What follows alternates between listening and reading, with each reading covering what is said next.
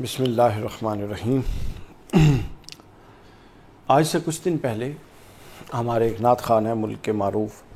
حافظ طاہر قادری صاحب، ان کا ایک فیس بک چینل ہے جس پر وہ کچھ علماء دعوت اسلامی کے بلوا کر مختلف موضوعات پر گفتگو کرتے ہیں، بڑی اچھی۔ کچھ دن پہلے ان کا ایک کلپ مجھے کسی نے بھیجا، جو اس سے پہلے بھی میں سن چکا تھا لیکن خاموش تھا۔ اس میں انہوں نے ایک مفتی سمر قادری صاحب تھے اور ایک اور تھے، شاہ صاحب کوئی مفتی صاحب تھے، میرے ذہن میں ابھی نام نہیں ہے ان کا۔ تو سوال یہ پوچھا گیا کہ جو حضرت مولا علی پر بنو امیہ والے سب و شتم کرواتے تھے، ممبروں پر جو گالیاں دلواتے تھے حضرت مولا کائنات کو، اس بات میں کتنی حقیقت ہے، صداقت ہے؟ مجھے خواتین و حضرات نہایت افسوس ہے، مجھے اس ویڈیو کو ریکارڈ کرنے کی ضرورت بھی نہیں تھی، لیکن دیکھیے ہر ایکشن کا ری ایکشن ہوتا ہے۔ حضرت امیر معاویہ کے حوالے سے بات نہیں ہوتی تھی، اللہ بھلا کرے الیاس قادری صاحب کا، جو اپنے طور پہ تو محب صحابہ ہیں، لیکن انہوں نے وہ دروازے کھولے اپنی جہالت کی وجہ سے جو آج تک بند نہیں ہو سکے، اور وہ نہیں ہو سکیں گے، چونکہ نہ جہالت ختم ہو رہی ہے، نہ جہالت کے پیدا کردے فتنے کبھی ختم ہوں گے۔ اچھا، اب انہوں نے بیٹھ کے مفتیان نے کیا خوبصورت انداز میں اس پورے کے پورے معاملے کو لپیٹ دیا اور اٹھا کے ٹوکری میں پھینک دیا۔ کہتے ہیں جی بنو اس میں 4 کتابیں ہیں، تاریخ کی چاروں جو معروف کتابیں ہیں،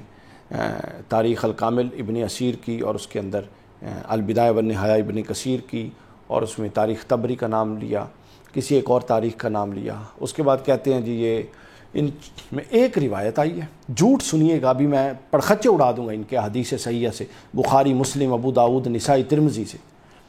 ایک حدیث آئی ہے، اور اس میں ایک راوی ہے، اس کا کوئی نام بتا رہے تھے، وہ شیعہ ہے، جھوٹا ہے، اس نے جناب یہ ساری کہانی گھڑی ہے، اور آگے سے مفتی سمر صاحب واہ واہ کر رہے تھے، انا للہ و انا الیہ راجعون۔ سن لیجئے، یہ ایک حقیقت ہے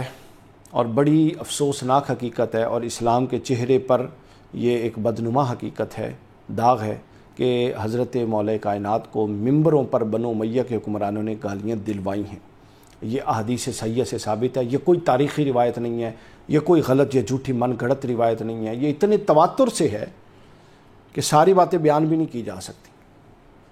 میں آپ کو ٹوٹکے کے طور پہ 2-3 باتیں بتاتا ہوں۔ تو یہ سب جھوٹ ہے ان کا، یہ ان کی ناسبی فکر ہے جس کو یہ فروغ دینے کے لیے ڈٹے ہوئے ہیں اس وقت۔ یہ میرا پہلا پارٹ ہے، امید ہے کہ دوسرے کی ضرورت نہیں پڑے گی،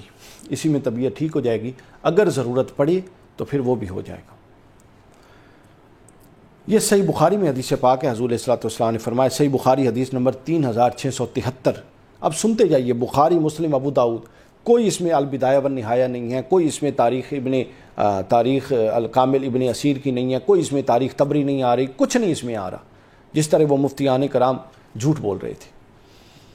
حضور علیہ السلام نے فرمایا، سیدنا ابو سعید خدری رضی اللہ تعالیٰ عنہ راوی ہیں، حضور نے فرمایا کہ میرے صحابہ کو خبردار، میرے صحابہ کو گالی مت دو، کیونکہ تم میں سے کوئی احد پہاڑ کے برابر بھی اللہ کی راہ میں خرچ کرے تو وہ میرے صحابہ کے ایک مد یعنی 600 گرام کی گندم کو خیرات کرنے کے ثواب کے برابر بھی نہیں پہنچ سکتا، احد پہاڑ جتنا خرچ کر کے، بلکہ اس کے آدھے کو بھی نہیں پہنچ سکتا۔ حضور علیہ الصلوۃ والسلام نے صحابہ کرام کو سب و شتم کرنے سے منع فرمایا۔ صحیح مسلم حدیث نمبر 6488، حدیث نمبر 6488 صحیح مسلم کی، اس میں حضور علیہ الصلوۃ والسلام نے منع فرمایا کہ خبردار میرے صحابہ کے بارے میں کوئی ایسی بات نہ کرو جس کے اندر سے ان کی، اور گالی مت دو، ان کی تنقیص کا پہلو نکلے، اور گالی مت دو۔ حضرت علی کی تو اور بہت ساری حیثیتیں ہیں، لیکن کسی کو ان کی اس شرف صحابیت جو ان کے کئی شرفوں میں سے ایک شرف ہے اس کا بھی حیا نہیں ہے، اور جھوٹ بولتے ہیں ممبروں پہ بیٹھ کے۔ اب آئیے میں آپ کو آگے بتا دیتا ہوں حضرت علی پر سب و شتم کی تاریخ اور اس کا آغاز اور یہ ساری بات۔